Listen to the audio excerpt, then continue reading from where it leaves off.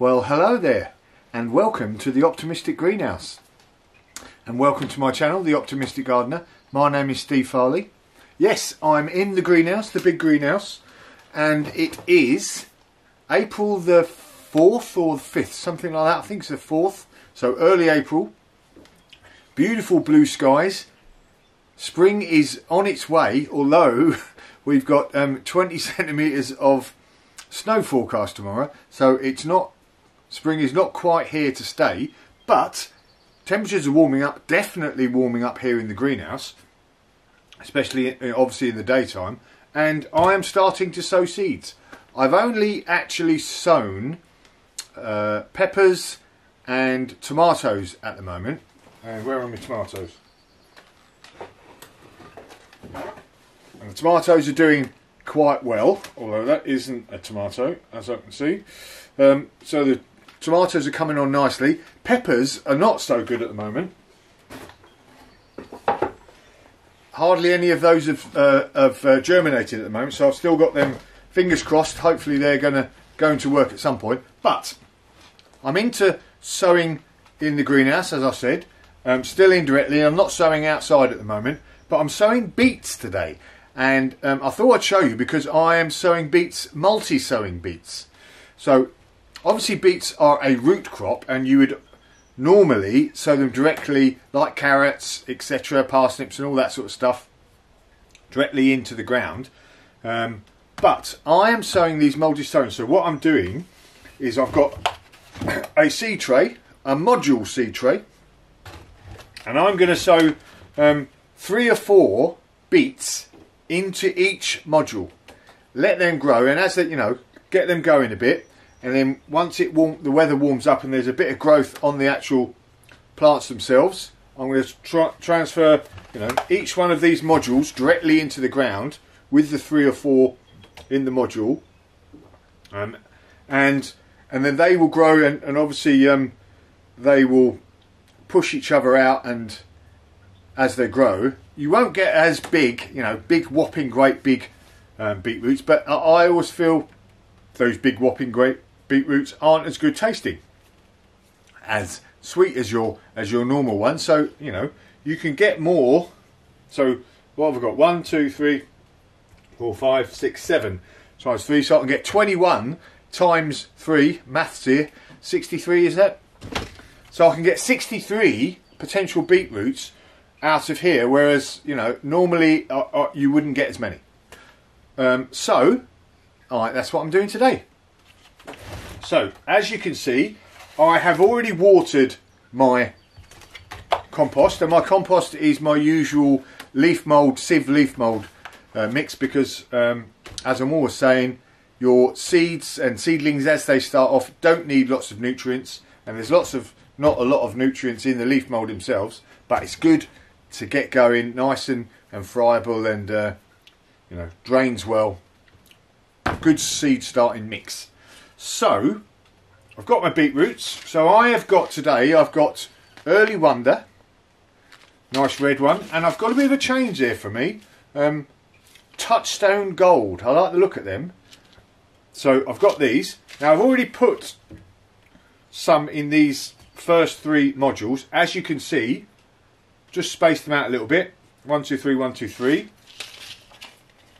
So I'm going to carry on putting these in, and obviously you can see they're a good size beetroot seeds. Oh, whatever they are. And so they're easy to place in the actual modules. So I'm just going to place these in. 1 2 3.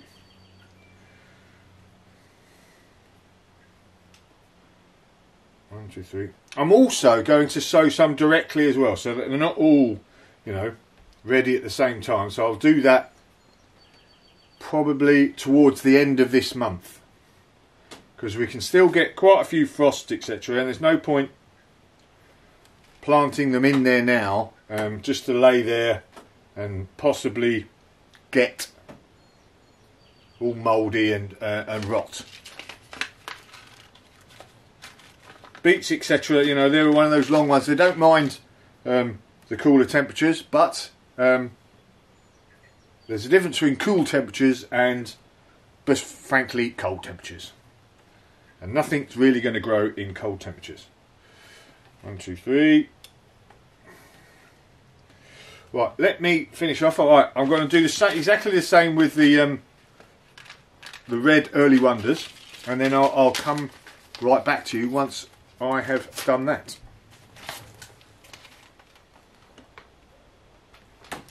Okay, that's the sowing done. As you can see, they're all in nicely. At the end here, I've actually done a couple of 4s, or a row of 4s. Just experiment. I've got all my 3s. Here's a 4. Now I can see which, you know, if having 4 is too many or not. So it's always good to do a little bit of an experiment. Not the most exciting one ever, but hey, we like an experiment. So I've pressed them all in now just to make sure they've got good contact with the soil. And now all I'm going to do is just lightly cover them with a couple of centimetres of compost. Nothing too much. And like I said, I'd already watered this in, so I don't need to. And this compost here is nice and damp, so I don't need to put any more water on. And as we go forward, I've got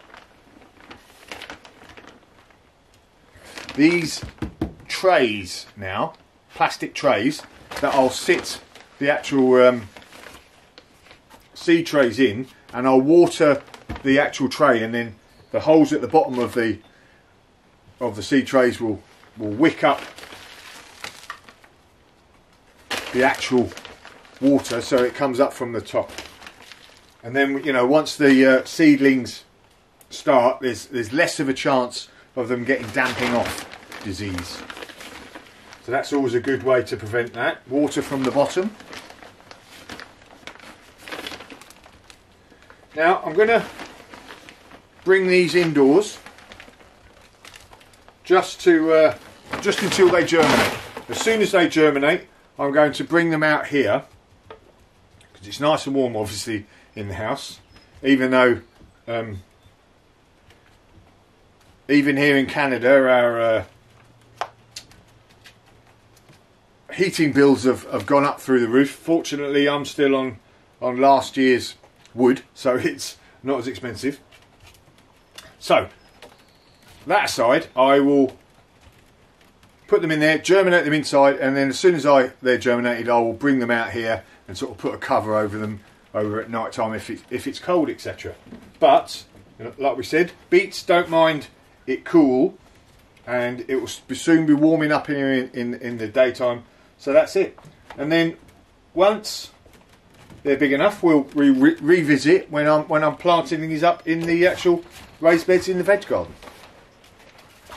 So, starting the big marathon seed sowing process with some beets.